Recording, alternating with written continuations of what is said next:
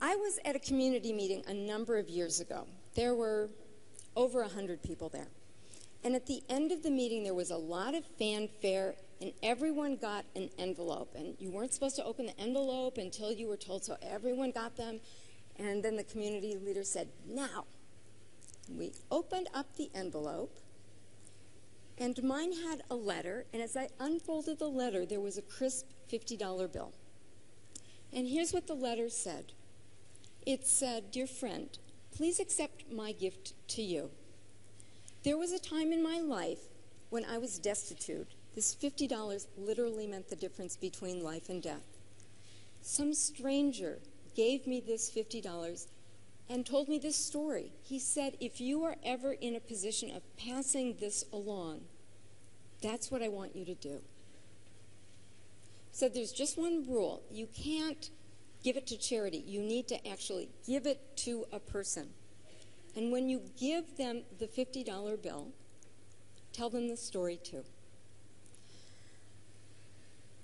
I was so excited. I mean, this is so much fun. I carried that thing around with me for months.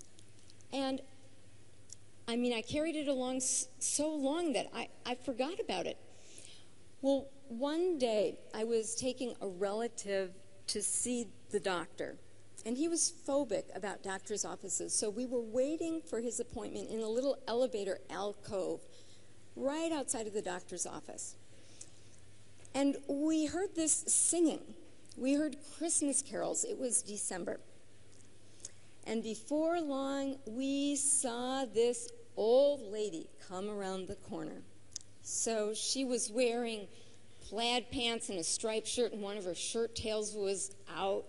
She was kind of hobbling along on a crutch, and when she saw us, she said, "Happy holidays," and she smiled, and you could see missing teeth.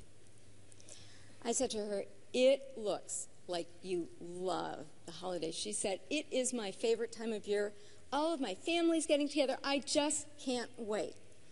And then it was kind of like a dark cloud came over her. She said, "But I don't know how I'm going to buy all the presents this year." My time had come. I went in my purse, scrounged around, and found the $50 bill. I held it up to her. She looked at it like I was holding $1 million. She said, "This is for me?" I said, "Yeah, this is for you. Please buy your Christmas presents. But if you're ever in a position of passing it along, please do." She said, "That's not going to happen. I'm old. I'm going to die." I said, "That's okay." She gave me a big hug. The elevator came. She got on the elevator, looked at me, and said, "God bless you." Now, what a beautiful caregiver story. What I realized a little bit ago is that we are all part of this story. You're in the room today because you're the one giving away the $50 bill. Somebody gave you the love and care. Maybe it's your parents, maybe it's your partner, maybe it's your client. And you're passing along what you got. However, on any given day, you might be the person who's destitute.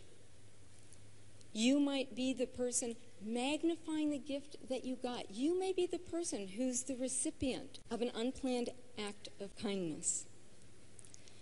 I can tell you that my life has worked better when I am able to understand where I am in that cycle and to be willing to receive. Because after all, if I had not received that gift, I would not be in a position to give it, right? Giving and receiving is a cycle.